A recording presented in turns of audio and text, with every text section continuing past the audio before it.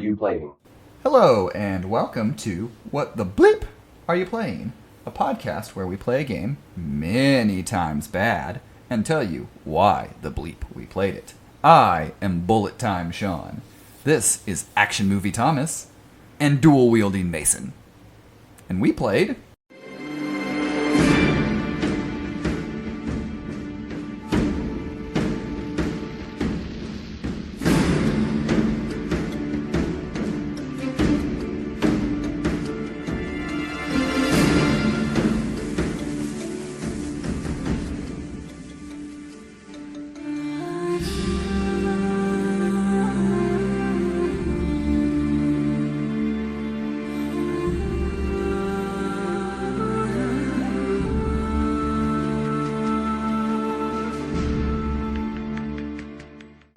Stranglehold. So how you guys doing? I would have accepted, and here's Mason. Doves appear when he walks in a room. No, doves only appear if you're wearing a long-ass coat at the same time. And it's just blowing in the wind.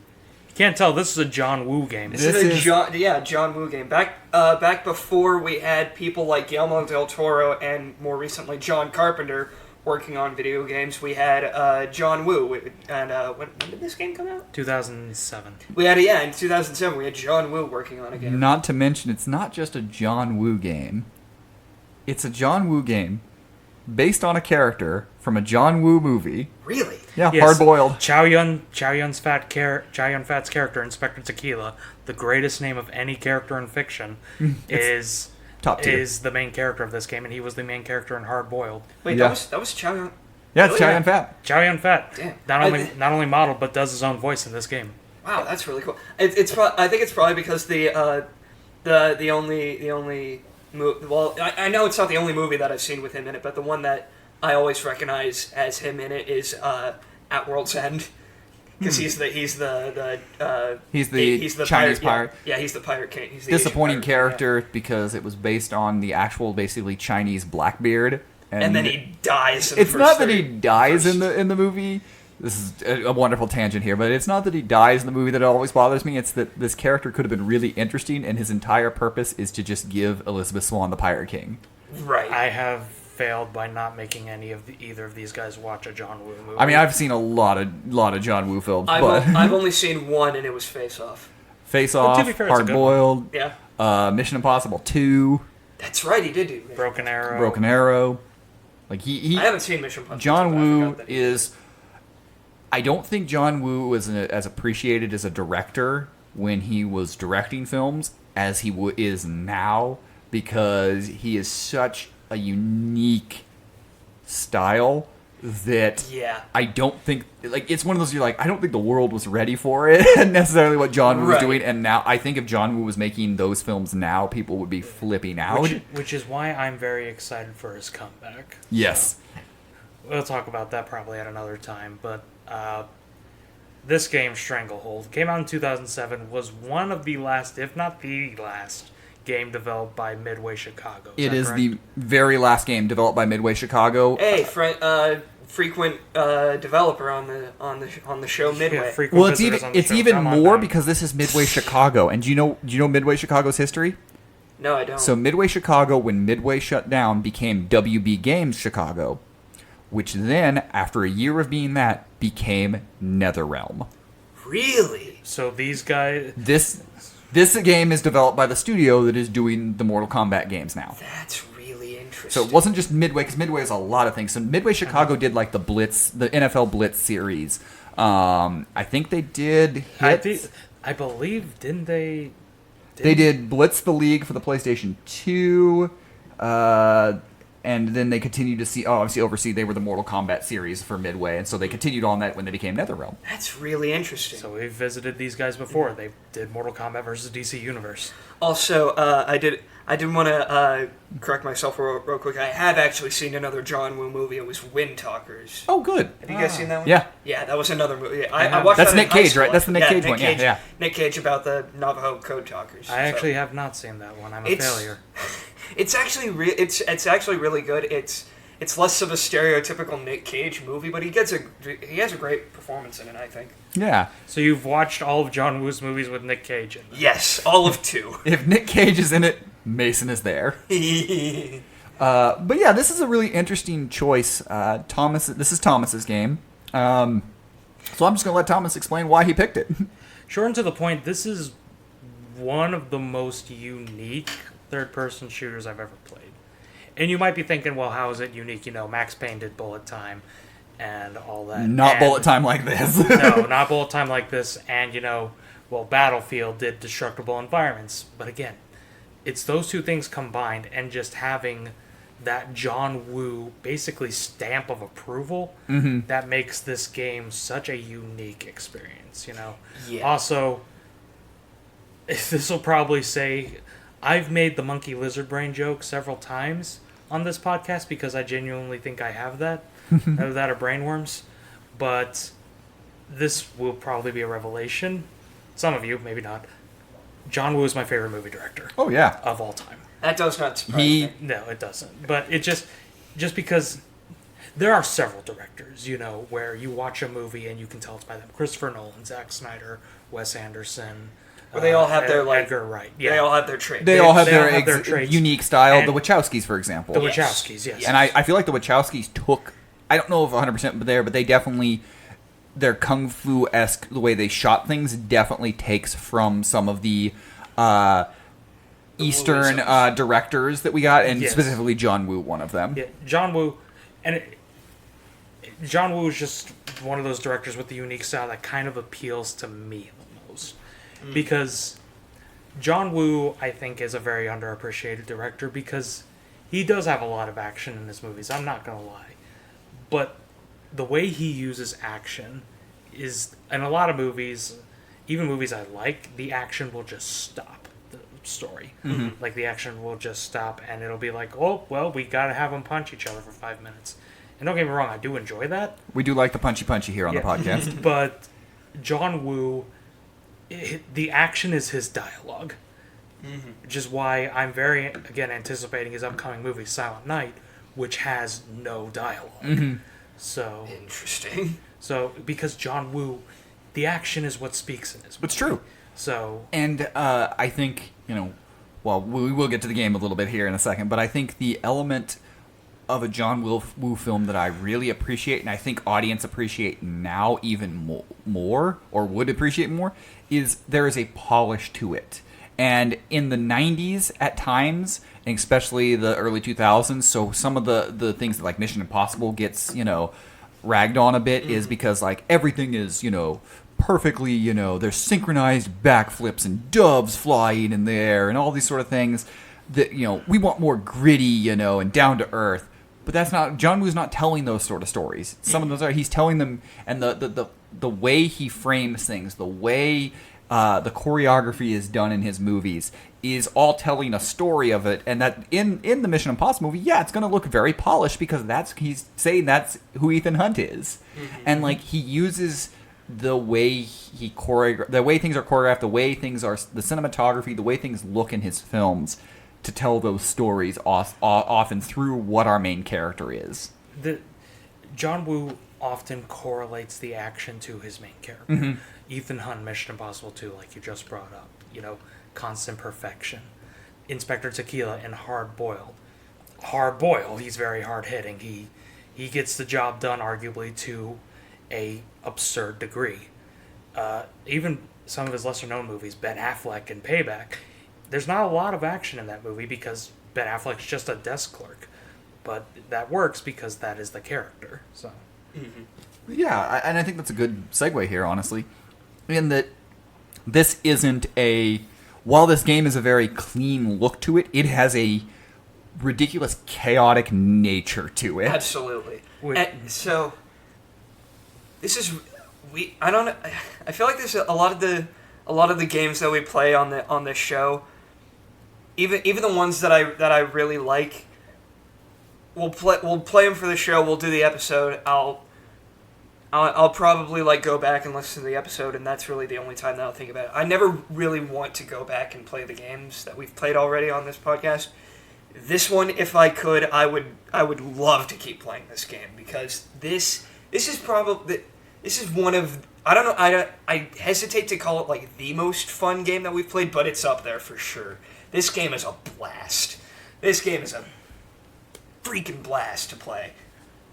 So Thomas and I had a little bit of a thought process before going into this. I specifically me predicting that this was going to be another Van Helsing, and that Mason was going to be like, "This game sucks and it's not fun," and then Thomas and I were like, "It's got problems, but it's super fun." I did not expect this from Mason, and I am very happy. I mean, okay, so there's there are one or two things from keeping it that keep it from being perfect. Oh yeah.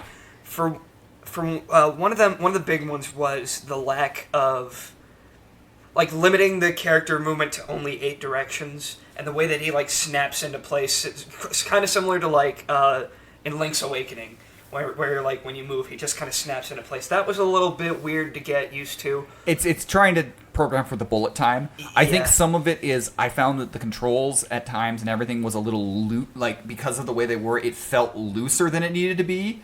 A little like bit, it felt like yeah. that because they're trying to go for the bullet time. And I think that's why they programmed it that way. But I found myself a little frustrated at times with the controls because of that. Not that I thought the game was bad or that anything like that, but that was my like, ugh. I would get frustrated. I'm like, because I'm already really bad at. It doesn't matter if it's first or third person shooter. I'm really bad at shooters.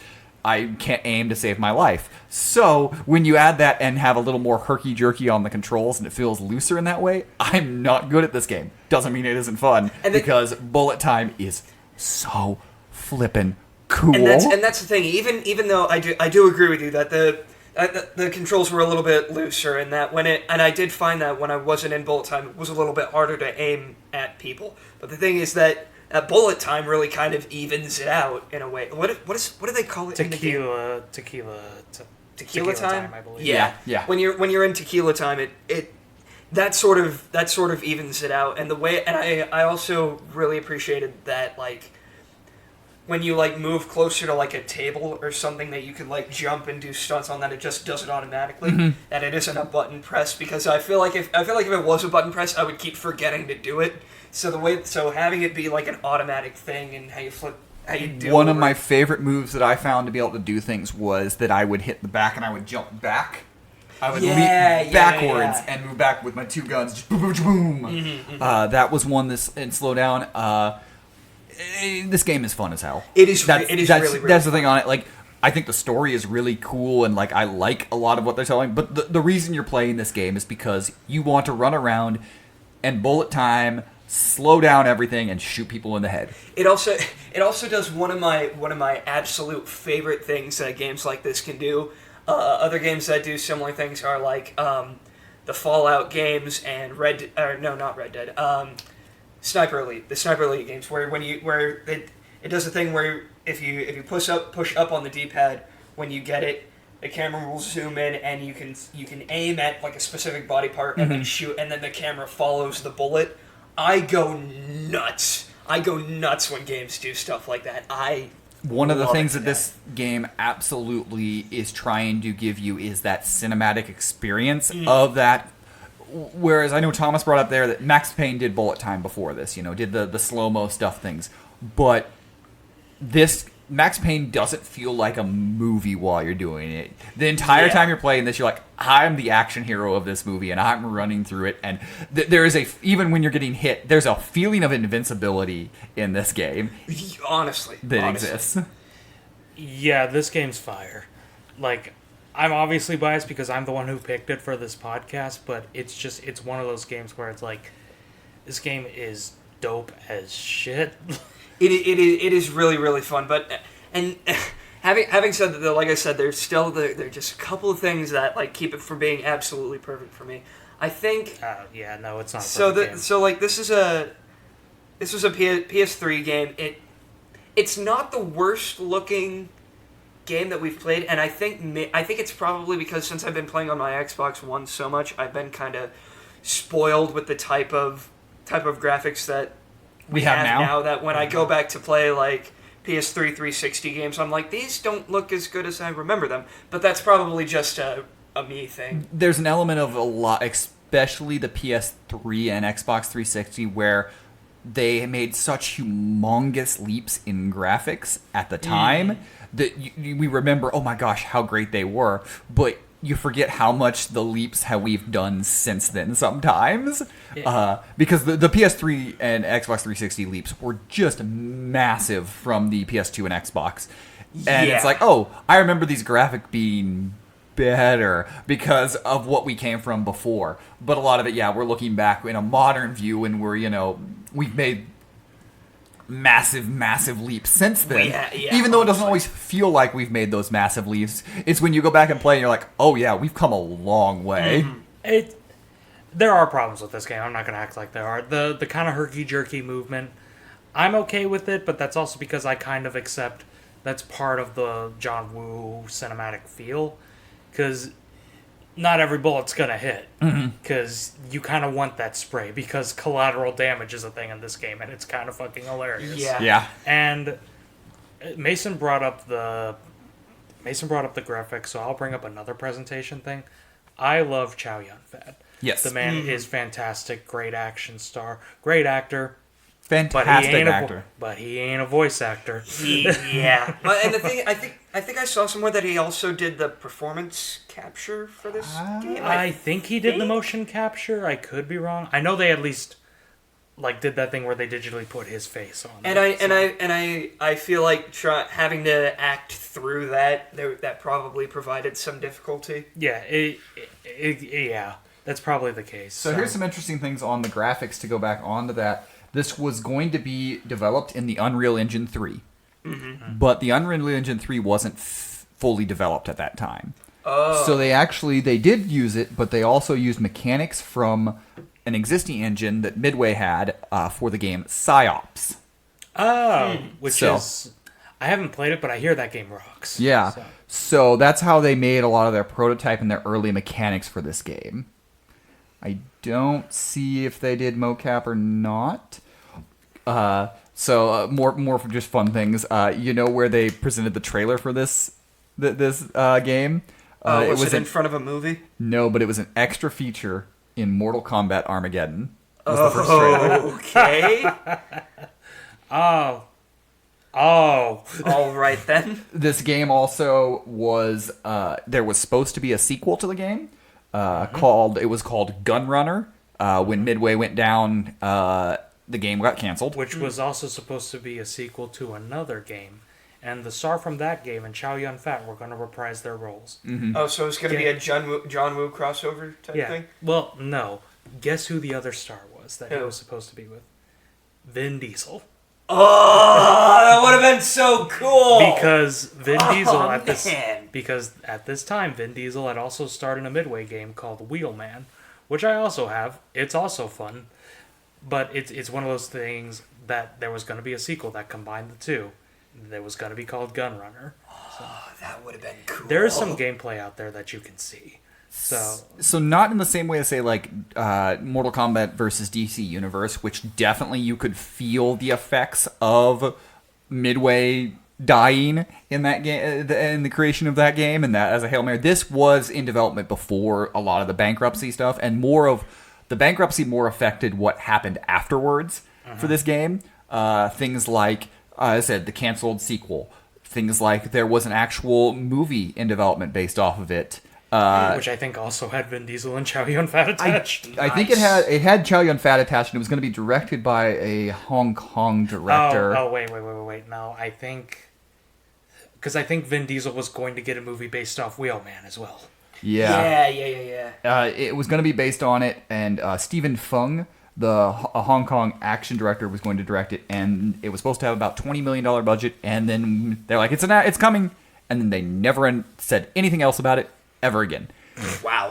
And so the assumption... it's still out there. The assumption is the Midway bankruptcy killed it. It's the Splinter Cell movie thing, where they put a trailer for the Splinter Cell movie on, Pandora tomorrow, I think. And it's like, you won't know the full story till you see the movie. And then the movie never came out. So it's like, you're right. We'll never know the full story. Talk about a self-fulfilling prophecy. But yeah, I think recently, at least the last, especially coming off of, we just played Battletoads versus Double Dragon, and then this that like we've kind of hit let's play fun as hell games right here. ASL action game. On this, I think probably of the three, I probably am the lowest of loving this game. I still really enjoyed this game, but there were just some things that held back me from really, really getting into it.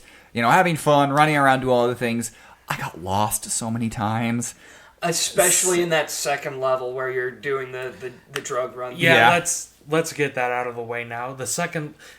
I love this game. It does not make a great first impression. It makes a good one because the first level's really rocks. fun.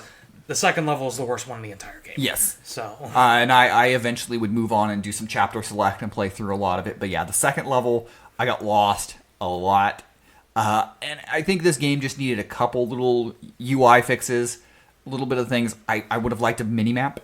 Just a mini-map. Yeah. I don't think a mini-map is necessary for the rest of the game. Because I don't know. I don't know if you got that lost. I know you said you got lost a lot. I did several other times. For me personally, I would have liked a mini map. That's fair. It's just or an accessible map that I could just click a look and go look at and say like look at things. Kind of like what Doom 2016 would do.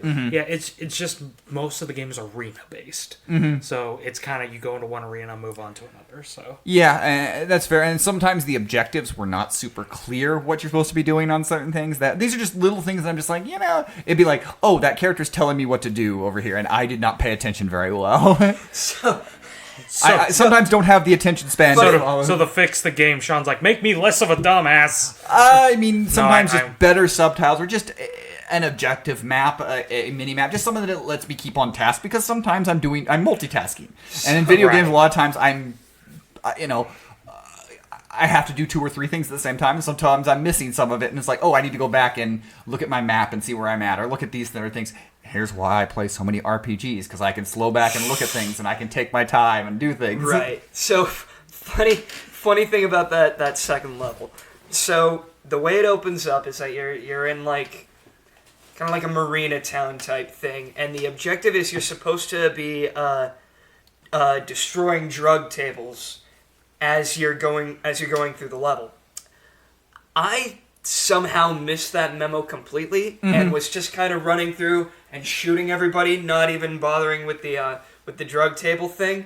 And I got all the way. I shot everybody, and then I got to the end. It was like, you need to shoot all the drug tables before you leave. So I had to go back, and it was completely dead. There was nobody there because I killed everybody, and it was completely silent. So I had to go back and shoot all the drug tables. Like, oh, fine. So you and I kind of did the same thing. It's kind of just not super clear, and that's where whether it's an objective table or a mini map or a map that just says these are some. It doesn't have to point me. I don't need my hand held the entire way. Like I'm not that dumb, but like there is just a little bit of like, what am I missing? Like what am I? All right, go. You have to do these things. There's just a little bit of like basic hand holding that I just think I would have liked a little bit more in this, but also I think they are. I don't think it's going to hold back from the game being good. I think it's just one of those things. Is like, oh, you have to like understand these things and then move forward. Because they are really, really trying for a cinematic experience here, and I think maybe that's why they cut some or didn't develop some of the things that we were more accustomed to in these sort of games. Yeah.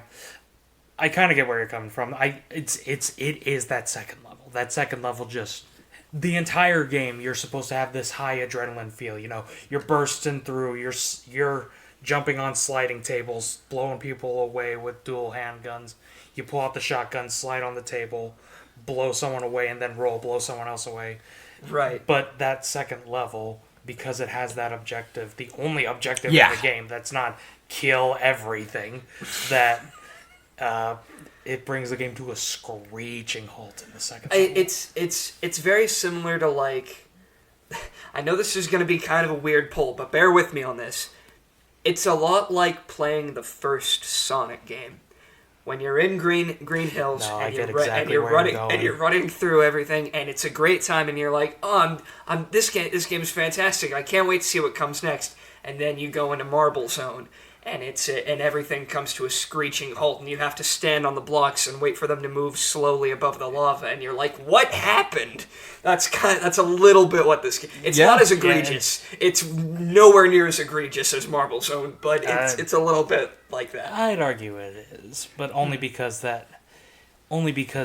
that first level is such a good opening. It's such an immediate, like, you're immediately, I'm in a John Woo film, like, immediately, which is weird. Like, I wonder what some of the development went behind when they just were making the second level, or they were like, well, we have this story point. Who was like, well, we need to destroy these drug tables. That needs to be the thing. Yeah, we're not going to bring this up ever again or do these things ever again, but this level we need to do them. Yeah, and it's, we talked about how much this is a John Woo movie. The second level is like if right after one of the big shootouts in Face Off, Nick Cage and John Travolta had a bake-off. Like, it's just one of those things where it's like, it's so out of nowhere, and it goes against the rest of the movie that it's like, or the rest of the game, where it's like, I don't quite get what you were thinking, but then the game gets back on track with the third level, and if 6 out of the 7 levels are good, the game's good. Yeah, right. And it's just simple shit. And even with that second level though, it still didn't detract it from me. This is, I think, probably the first game that we played where like I want to play this game again. It sucks that I've tried looking. Apparently, it's not backwards compatible on the Xbox One, so I'm gonna have to buy a 360 again or a PS3 so that I can keep playing this game. Or a PC. They released a new Windows version in 2019. Yeah. Oh well, there's good old games. That's what it's available on. Which, all right, interestingly, all right, I'll drop a whole grand on a gaming PC just to play Stranglehold. To kind of lean back into like the controls. I think the simplicity of the controls really helped for this. Absolutely. Part of me wants to go back and if I would like to play it on a 360 because it was developed for the Xbox, and then it was because the Xbox came out at the beginning of September. Then they released a PC version, and then late October is when the PS3 version came out. So this was an Xbox game, and I kind of want to play with the Xbox controller, specifically the 360 controller, to see kind of how that controls any differently, because I think the simplicity of these controls really would fit in a 360 controller. And the interesting thing about the controls, and this isn't like a major deal breaker or anything for me. It's just something I would have done differently. So in any type of shooter game you play, you would absolutely expect L2 to be the button that fires the gun, right? It isn't. That's what goes into bullet time. So there were so many times while I was playing, especially at first, where I kept going in and out of bullet time, and I was like, "Why aren't I shooting?" It's because R1 is the button to shoot, and R2 is bullet I wonder time. if that stays the same on the 360 with the triggers. That's gonna be. And if I were making this, I would do the obvious thing, and I would change both. I would flip the two around, and even if you played a first person shooter with PlayStation controls, they're really not as they don't really feel near as good as they do with 360. Oh, absolutely. The Xbox, the triggers on 360 feel so much better, at least in my opinion. The shooters didn't start really feeling good on the PlayStation systems till the 4. Yeah. When they gave weight to that controller, the PlayStation 4 controller, that's when you could start playing shooters on it a little better. But Xbox and then 360, they were like, because they knew, especially with Halo on the Xbox and within Halo 3 on the Xbox 360, that was their console seller. They knew that these controllers have to fit for this type of game because we know what people are going to be coming for this game, for this console. So and so I would be interested to play it on the 360 just to know what the control setup feels like. I will say I agree. I think R2 should be the shoot button. I think I know why they didn't do it. Because Uncharted came out. Or Uncharted was in the development at the same time as this, and guess what the shoot button is in that game? That's right, R1. There are a lot of a lot of third-person shooters. Yeah, because I think OG Battlefront on like the PlayStation 2, Battlefront and Battlefront 2, I think were R1 shoot buttons as well. I think you're right. So I think there was something with the PlayStation that a lot of them they'd done that. I don't know if they then did it as well for the 360, but yeah. Now that I think about it, there have been a lot of like R1 shoot it's mainly third-person shooters. I was going to say it's mainly third-person shooters. Which is a weird trend, but... Yeah. A little bit. But it's still, again, I think the controls were pretty good overall for this game, though. Like, I don't have a whole lot of complaints. I actually really liked the camera in this game. Yes. It felt good. Like, there was very little times where I was like, there was basically no time where I was like, the camera is an issue here. The gameplay in general, in that first level especially, it kind of reminded me of like a 3D version of My Friend Pedro.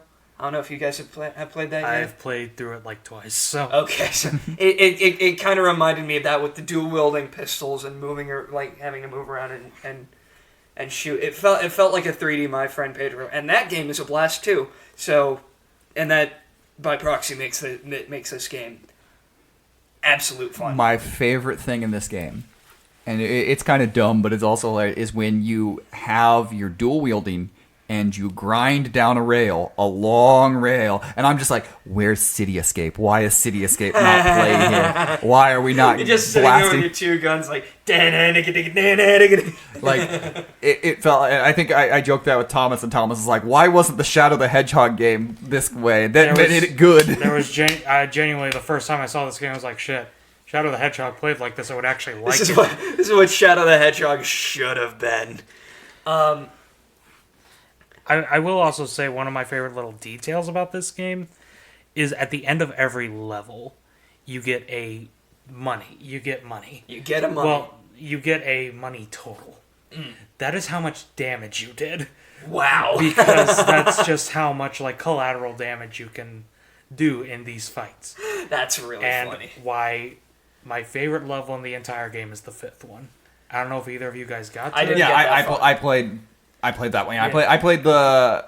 I think I did at least try almost all of them. I don't think I played the last one. I didn't get that far. I'm the one here who's beaten the game. The 5th level is the Chicago History Museum. Oh, so just imagine the total. It's like $15 million if you restrain yourself. Oh, and you're it's screwed. It's so funny, but it's also badass because you can literally like pull a Flintstones and yabba dabba do your ass down a dinosaur skeleton. But it's if Fred Flintstone was fucking backing. So. You're sliding down the dinosaur skull and it does those like classic. Yeah, it's the xylophone sound. But yeah. Yeah. So I think what we're discovering here is that we would play a third-person Flintstone shooter. Except it doesn't have guns because it's the Stone Age, so you just throw rocks at people. No, they're still guns, but they're launching. They have like a little like flinging rocks. it's like a slingshot or whatever. it's like one of those like crossbow type things, but like it's a rubber band, but it has a rock and it's like, but I think it's pretty clear that we all really enjoyed this game, and so like you can see why this was a well-reviewed game. I hadn't looked up the reviews until recently, and I kind of after playing, I was like, I kind of feel like this game is probably was slept on in reviews. No, 8 out of 10 is its average score. Damn. That's honestly fair. I think like a 7.5, 8 is a perfect score for this. That's about where I'd put it, is about an 8. Because it does have problems, and I'm not going to act like it does, but the fun just outweighs them. Oh, yeah, absolutely. Absolutely. And across the board, it doesn't really change from version to version. All 3 of them have the exact same aggregate score on Metacritic. So, like, this is just, it's a well-reviewed, well-liked game. And a phrase that we like to say a lot when we do What the Bleep Are You Watching over on our Patreon is when we're talking about a movie, the money's on the screen. Yes. This is a game where you can see where they spent. And look, apparently this game cost $30 million to make, so which does not surprise me. So like it is but you can tell that they invested a lot in it. Maybe this is the game that bankrupted Midway. Like, you know what? It might have been. It was honestly probably a contributing factor because I don't think this game sold that well. It sold fine, and it had multiple editions. They had big collector's edition. They re-released it several times. Man, that is the one thing I wish I got with this game. I wish I got the collector's edition because the collector's edition comes with a copy of Hardboiled. Yep, that's amazing. which is a movie I need to own because I love that movie. But every time I look it up, it's like, oh, that's $300. The game also had DLC that was brought down onto it. The multiplayer got multiple extra maps. Like this game got a lot of There's treatment. a multiplayer? Yeah. Yeah, I'm pretty sure the servers were shut down. Not Yeah, I bring it it's online. it's like an online multiplayer. Yeah. There were like Interesting. they added a bunch of more skins for the characters. Like they had a lot of post game stuff added to it as well. Which at the time their DLC was not as common as it is now. So like it was you knew a game was liked by the company when they were putting more stuff out for it, Right. or that it was selling well enough. This game clearly, as I said, it's not perfect. It's got flaws, things that hold me back from really, really loving it. But this game really gets fun video games. Like it Yeah, really gets absolutely. this style. It kind of doesn't take itself too seriously, which really works for it. Because that sometimes could be the problem in some of these style games where they're like, we're just going to be so serious. But then there's this goofy thing happening and you're like, but we're serious. In this game, it is okay being weird and silly, which very much fits John Woo's style for things. It honestly feels a lot like some of these action movies. It's kind of like watching like a Fast and Furious movie. You know it's not perfect, but you're gonna watch the other one, and you're probably gonna watch this one 5 times after it. The biggest negative review that it got over its time was that people said, A, it's short. You know, you can beat it in 5 to 7 hours is the average gameplay. And also it's repetitive. But I think one thing I can say, I don't think repetitive gameplay is a bad thing. Yeah, especially if your gameplay's fun. We said this in the Sneak King episode. If your gameplay is fun, yeah, you want some differentiation. But if your differentiation is blow up drug tables, maybe you just keep doing the same thing. Right. If your game does one thing well, then what's wrong with doing that one thing multiple times? Well, I feel like if these people were the same people who reviewed the first Mario game, well, it's no good. You keep jumping all the time. It's repetitive. That's the thing they do well. And I think repetitive work is fine when it's a fun thing to do. Right, When, yeah. You know, repetitive becomes an issue for me when it's like, okay. But it's already not fun to do the first time. It's not even that. It's like, okay, I can get bored of it easily. I don't think you can ever get bored of bullet time. If you get bored of bullet time, maybe I don't think I'm not going to You're like not you as a human. person. There's also just so many cool ass things you can do in this game. Like one of my favorite things to do was in the 3rd level. You're in this big ass mansion, I believe, and there are multiple levels. So one of my favorite things to do was you jump on the rail and you can walk around and shoot. But then you see a chandelier dangling there and you're like, I can jump on that. So you jump on it and swing from the chandelier while you have a fucking SMG in your hand. Just turning people below you. The into fact that a environments cloud of were dust and such a blood. big part of doing crazy things in this. And sometimes you're like, wow, like some of like the buildings and things are just kind of bland put in there, but man, most of the environments you're like, can I jump off that? Can I climb that? Can I do something off that? I can. I'm gonna do that. And there's also, this game was made for trailers, and I don't say that as a very bad much. thing. It's like I want to look up some of the trailers and just see what was in there, because there's so many like things where I'm playing the game like, well, that's a trailer shot. Like like at one point I'm playing as Tequila and he like runs up the wall, jumps off it, and then goes into bullet time while he's shooting people. I'm like, there's a trailer shot. There's one shot where 2 pistols are up to his head and the pillar he's hiding behind is just getting blasted away by the bullets, and it's like, there's a trailer shot. Like, There's that one shot in the first level where he like shoots a perfect pattern around the guy behind the table and then shoots him in the back of the head, which is like physically impossible, still really badass. yeah, well, that's Inspector Tequila's thing.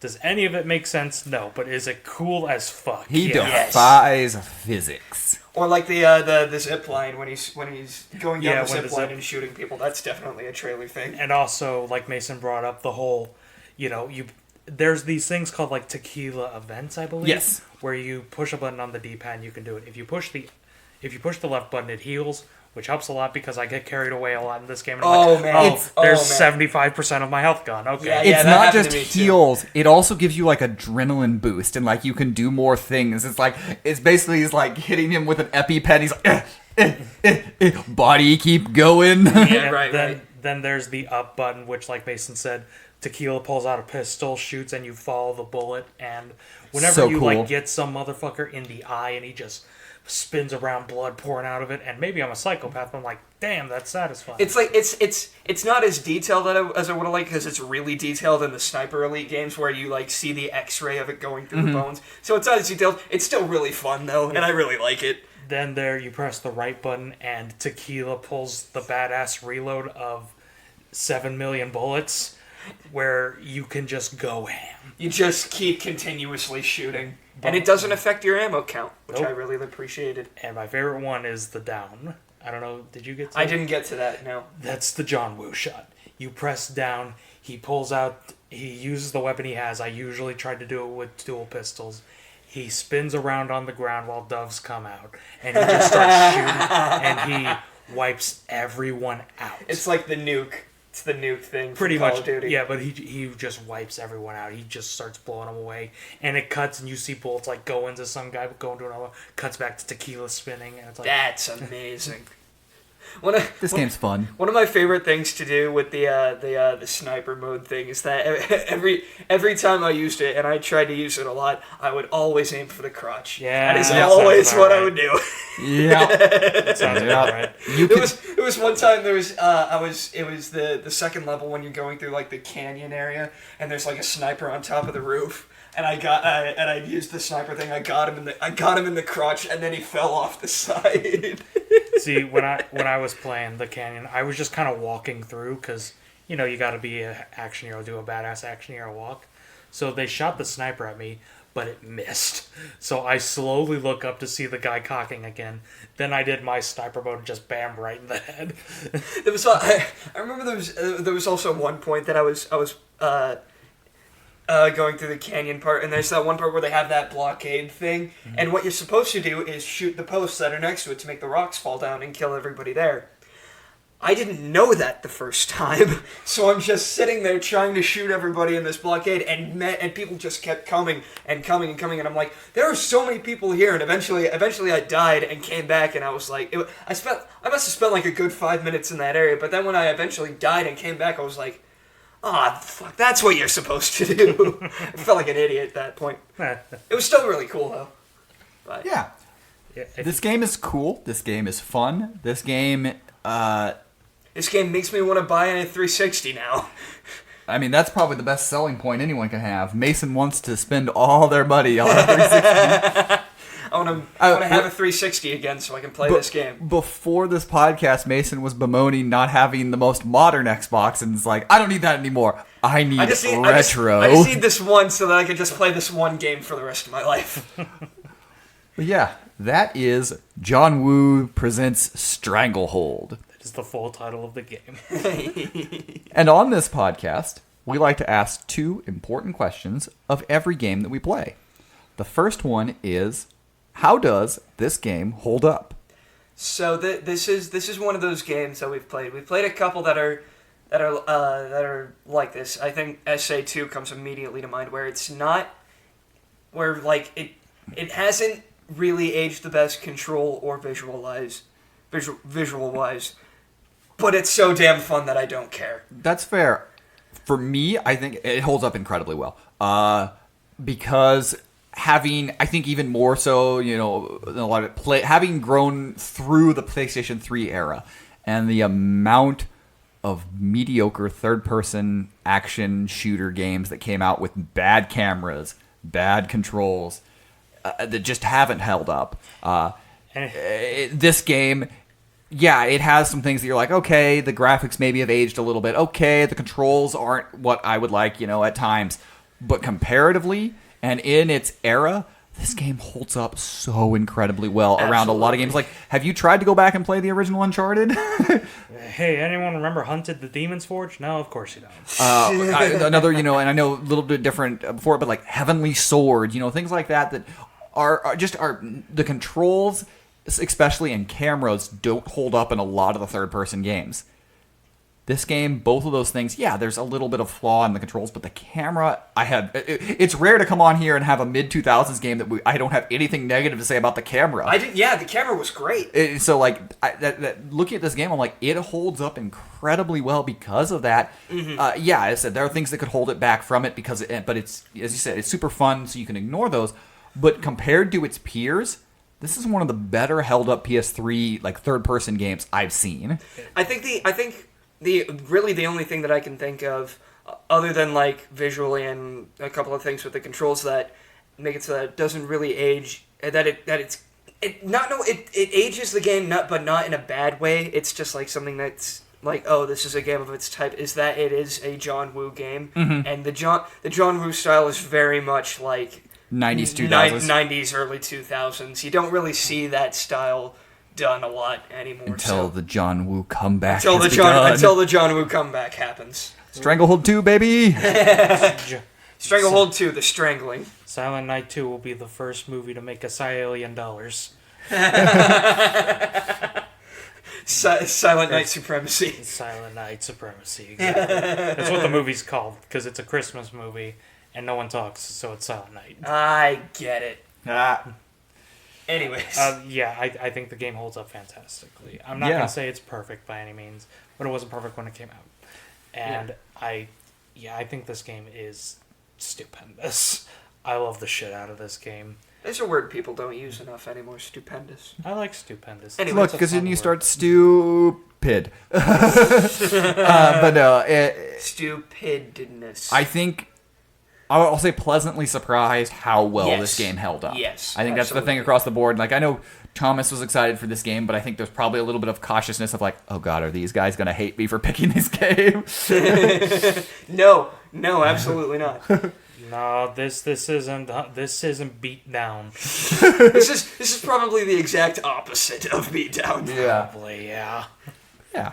Our second question that we ask on this podcast: would you like to see a remake or a reimagining of this game in a modern setting? 1,000,000%. Maybe not a sequel or a complete reboot or anything, but I'm trying to think of a remaster, like a remastering of this game for modern consoles. I would buy that shit in a heartbeat. Like Shadow Man remastered or something like that. Where you completely from the ground up make it for modern consoles. I would absolutely buy I don't even the think you hell got out of it from the ground up. I just think a solid little HD remaster would be just fine. Honestly, too, yeah. Absolutely. I would absolutely buy that. Like, just up the graphics a little bit because of that. Do a little work on that. Maybe in that you can tighten the controls just a tiny bit in it. Right. But overall, no. A remaster of this game just appearing where you're not really changing a whole lot in it. You're just playing it. Maybe you've added a few extra multiplayer stuff. You bring back the... stuff like those things, but yeah, a remaster of this game, absolutely. 1,000,000%. I'm in the same boat. I don't think I need a ground up remake, but a solid HD remaster. Like, I'd pay like $20 for that shit. Yeah, I'd pay probably even more, to be honest. 100%. Absolutely. I will also say, this is kind of going to be a different answer to this. Modern gaming, I want more games like this. Yes. I want more bullet time, linear, third-person shooters. Yes. I don't mean to sound like a curmudgeon, but nowadays, third-person shooters we get are usually like they're open world or everything is open world. They're looter shooters, and looter shooters can be fun, but there's always that thing where we don't get a lot of linear, just action games anymore. And I think doing something like that and doing it with this bullet time, Sean made it as a joke earlier. Do Stranglehold 2. Like, do Stranglehold for the PS5 or something like that. Just more games like this is kind of what... That's why one of my favorite games from last year was Evil West. And it's a linear action game. And that's kind of just all I need. You know? Yeah. Absolutely. I think in this day and age, unfortunately, linear is seen too often as a bad thing. And... which is dumb. Video games are a form of art and storytelling. There's nothing wrong with open world. There's nothing wrong with exploring and doing it your own way and things like that. No, absolutely. But the important thing is that these games are stories being told, and sometimes you just want to go through a story and play it, And so there's nothing wrong with them I'm like, well, they're just holding your hand. You're just going down hallways, all these different lanes. It's just, the complaint of a lot of the, PS3 or even a little before Final Fantasy games where it's just hallway the game. You're being your handheld, but you're experiencing stories, and this game is really a story. Like, yeah, the gameplay is a little repetitive, but that's perfectly fine. It's just because they're trying to tell a fun John Woo-esque story, and it works. One of my favorite things about this story is that you're really just kind of a cop doing cop things. Like, there's nothing really spectacular going on, but it's shown in such a spectacular way that it's like... It's also a really weird thing to bring up. The cinematography in these cutscenes is really good. Really good. It is. One of my favorite shots in all of gaming is actually in this game, where you pick up the badge of a dead police officer, and Inspector Tequila's eyes go wide, and it shows it through the hole. Like, the camera goes through the hole of the badge. Wow. And it's like, shit, that's really cool. Yeah. It just... I think too often linear is perceived as negative instead of just another way to tell stories in games. And, yeah, if a game's already not good, linear or non-linear is not going to change that. Same thing if a game is fun and great, linear or non-linear is not going to change that. And I think that's the problem, is people just want one style of game, and I think there's always room for lots of different ways to tell the stories. Yeah. Yes. And I think we get too pigeonholed into one way or another. And so this game being, it's short. It's 5 to 7 hours, and it's linear. That's okay. That is, I just want to go bullet time and get rid of some bad guys, and I'm gonna have a lot of fun doing it. Exactly. But yeah, Hit the nail on the head. what do you guys think? What do you think of arguably our most glowing episode? It's up there. Yeah. Do you guys like this game? Or maybe what's your favorite John Woo film? Well, you can tell us by sending us an email to bleepyouplaying@gmail.com. That's bleepyouplaying@gmail.com. Send us an email and we'll read it here on air. Or, if you want to tell us what to play or what to watch, you can do that by subscribing to our Super Bleephead tier on patreon.com. Patreon.com/whatthebleep. Hey, you can, it's $15 a month, and you can tell us what to play or watch, and we will play or watch it as long as it doesn't break the bank. And with that, we'll be back next time with some puncha talk.